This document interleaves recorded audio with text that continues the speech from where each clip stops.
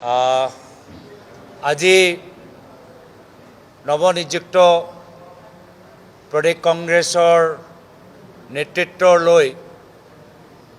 আমি এখন political affairs committee বৈঠকৰ ভিতৰত অংশগ্ৰহণ কৰিলোঁ আৰু মিটিঙত উপস্থিত হোৱাৰ আগত মিটিঙৰ ভিতৰত ভৰি দিয়াৰ আগত আজি আমি সকলোৱে প্ৰায়তঃ অসমৰ প্ৰথম প্ৰাক্তন মুখ্যমন্ত্ৰী প্ৰয়াত গোপীনাথ বৰদলৈদেৱলৈ শ্ৰদ্ধাঞ্জলি জ্ঞাপন কৰিলোঁ আৰু অসম আৰু ভাৰতৰ স্বাধীনতা সংগ্ৰামৰ প্ৰতি তেওঁলোকৰ ত্যাগ বলিদান শ্ৰদ্ধাৰে আমি সোঁৱৰিলোঁ।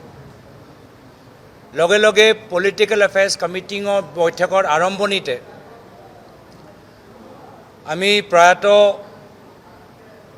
আমাৰ অসম চৰকাৰৰ প্ৰাক্তন মন্ত্ৰী প্ৰাক্তন বিধায়ক শুকুৰ অলি লগতে যোৱা কিছুদিনৰ ভিতৰত বানপানী গৰাখহনীয়াৰ কাৰণে মানুহৰ যে মৃত্যু হ'ল তেওঁলোকৰ বিদেহী আত্মাৰ সদ্গতিৰ বাবে 2 মিনিটৰ মৌনব্ৰতত আমি অংশগ্ৰহণ কৰিলোঁ আৰু পিছত আমাৰ এটা দীঘলীয়া এটা চৰ্চা হ'ল যি চৰ্চাত আমি প্ৰাক্তন সভাপতি ভূপেন বৰা ডাঙৰীয়া তেখেতৰ নেতৃত্বৰ বাবে ধন্যবাদ জ্ঞাপন কৰিলোঁ। যোৱা পঞ্চায়ত নিৰ্বাচনৰ ফলাফল লৈ আলোচনা কৰিলোঁ। বৰ্তমানত যে বানপানী যে সমস্যাত বৰ্তমান চৰকাৰ বিফল হোৱা যে দেখা পাইছে সেয়ালৈ আমি গভীৰভাৱে চৰ্চা কৰিলোঁ। আমি দুখিত যে যি চৰকাৰ ডাবল ইঞ্জিনৰ কথাবোৰ কয় অসমৰ আটাইতকৈ যে এটা দাবী যি দাবী প্ৰত্যেক ৰাজনৈতিক দলে সমৰ্থন জনায় যে গৰাখহনীয়া এটা নেশ্যনেল প্ৰব্লেম হ'ব লাগে সেই দাবী লৈ এইখন ডাবল ইঞ্জিন চৰকাৰ ব্যৰ্থ হৈছে। এই দাবী লৈ কোনো দলৰ দুইমত নাই, আমি সকলোৱে বিচাৰোঁ, কিন্তু দুখৰ কথা যে আজিলৈকে এয়া কাম বৰ্তমান চৰকাৰে কৰিব পৰা নাই। আৰু আজি বাতৰিত ওলাইছে যে যোৱা বছৰত যদি বানপানীৰ সময়ত আপোনালোকে দেখা পায় যে কেন্দ্ৰ চৰকাৰে ক'ত ক'ত নিজৰ ফালৰ পৰা সহায় কৰিছে, SDRFে বাহিৰে নিজৰ ফালৰ পৰা ক'ত ক'ত কেন্দ্ৰ চৰকাৰে সহায় কৰিছে বিভিন্ন ৰাজ্যৰ নামৰ তালিকা আপোনালোকে দেখা পাব, অসমৰ তালিকা নাপাব, অসমৰ নাম আপোনালোকে দেখা নাপাব। কিয়? এই প্ৰশ্নৰ উত্তৰ বৰ্তমান চৰকাৰক দিব লাগে। এইখিনিও লৈ আমি এটা দাবী নিজৰ ফালৰ পৰা জনাইছোঁ যে শীঘ্ৰেই এখন চৰকাৰ গৰাখহনীয়াক নেশ্যনেল ডিজাষ্টাৰ নেশ্যনেল প্ৰব্লেম হিচাপে ঘোষণা কৰা এটা সিদ্ধান্ত প্ৰধানমন্ত্ৰীৰ পৰা তেওঁলোকে ওলাবলৈ চেষ্টা কৰক। প্ৰধানমন্ত্ৰী অহা 8 ছেপ্টেম্বৰলৈ অসমলৈ আহিব। আমি আশা কৰোঁ যে তেওঁ এই ঘোষণাটো সেইদিনা কৰিব আৰু লগে লগে ফাণ্ড যি ধৰণৰ ফাণ্ডবোৰ আমাক লাগে সেইখিনি ফাণ্ড তেওঁলোকে আগবঢ়াওক। দ্বিতীয় আমাৰ সিদ্ধান্ত হ'ল যে সকলোৱে জানে যে কিছু নিৰ্বাচন আহি আছে,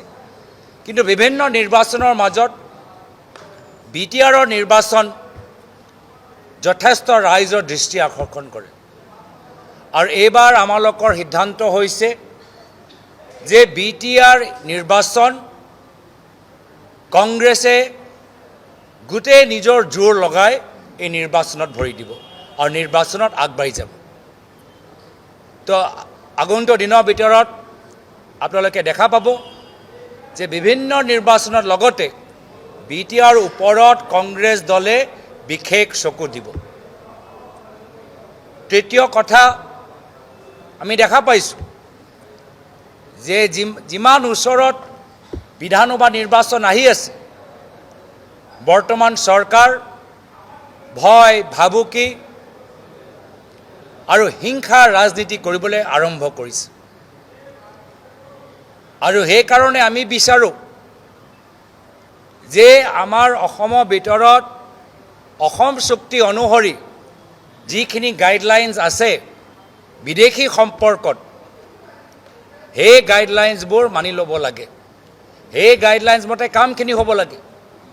আজি NRC অধুৰা হৈ আছে ক'ত গ'ল তেওঁলোকৰ প্ৰস্তাৱ তেওঁলোকে খিলঞ্জীয়া মানুহৰ কথা কৈ থাকে কিন্তু অসম চুক্তি ক'ত গ'ল NRC সুৰক্ষা কৱচ ক'ত গ'ল সুৰক্ষা কৱচ দিব পৰা নাই এতিয়া সাধাৰণ মানুহক পিস্তল আৰু বন্দুক দিবলৈ বিচাৰিছে তো বিভিন্ন বিষয়ৰ ওপৰত আমি চৰ্চা কৰিলোঁ যে এইখিনি বিষয় আমি কেনেদৰে ৰাইজৰ মাজত নিজৰ সংগঠনৰ যোগেদি নিজৰ ভাতৃ ভগ্নী সংগঠনৰ যোগেদি আমি লৈ যাম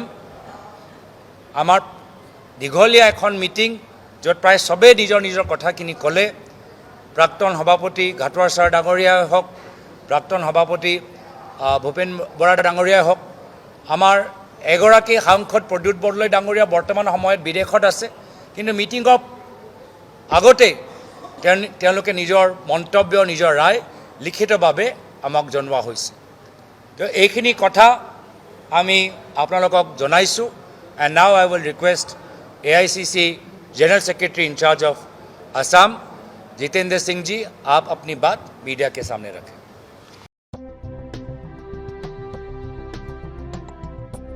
গৰু গাহৰি হাঁহ ছাগলী কুকুৰা আদিৰ বাবে জনপ্ৰিয় দানাৰ নামটোৱে হ'ল বিয়ম এই অসমৰ উদ্যোগ গতিকে বিতৰকসকলে অতি শীঘ্ৰেই বিয়ম উদ্যোগৰ লগত যোগাযোগ কৰক